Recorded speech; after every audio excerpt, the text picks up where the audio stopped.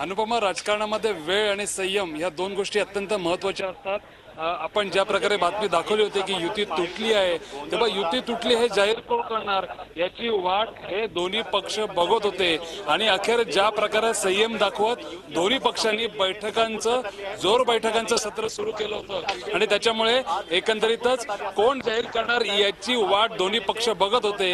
आणि अखेर एक निमित्त मात्र झालं. ज्या प्रकारे राजू प्रताप रूढ यांनी दिल्लीतल्या काही पत्रकारांना SMS करून ही बातमी कळवली आणि युती तुटल्याची बातमी जेव्हा सगळीकडे पसरली गेली, नेमका त्याचा फायदा घेत शिवसेनेनं ब्लेम गेम सुरू केलेला आहे. तर भाजपचं असं म्हणणं आहे की काही जागांवर सेना अडून बसलेली आणि त्याच्यामुळे निर्णय होत नाहीये. थोडक्यात पोपट मेला होता, युती कधीच तुटली होती, मात्र हे जाहीर कोण करणार याची वाट दोन्ही पक्ष बघत होते. अखेर एक आजच्या बैठकीच्या निमित्ताने एक निमित्त मात्र मिळालेलं आहे आणि जवळपास आता अंतिम निर्णय झालेला आहे.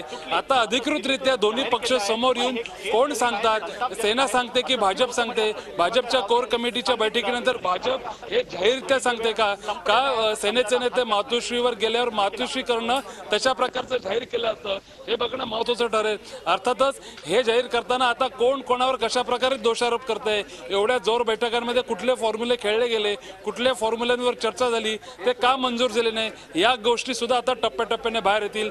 थोडक्यात झी24 तासची बातमी खरी ठरली आणि ज्या प्रकारे दोन्ही पक्ष आता ब्लेम गेम सुरू झालेला आहे, या पुढच्या काळात सुद्धा आणि विशेष करून जेव्हा प्रत्यक्ष प्रचार सुरू होईल त्या प्रचारामध्ये सुद्धा यातले अनेक मुद्दे सगळ्यांसमोर वारंवार येताना बघायला मिळतील. झी24 तास रहा एक पाऊल पुढे.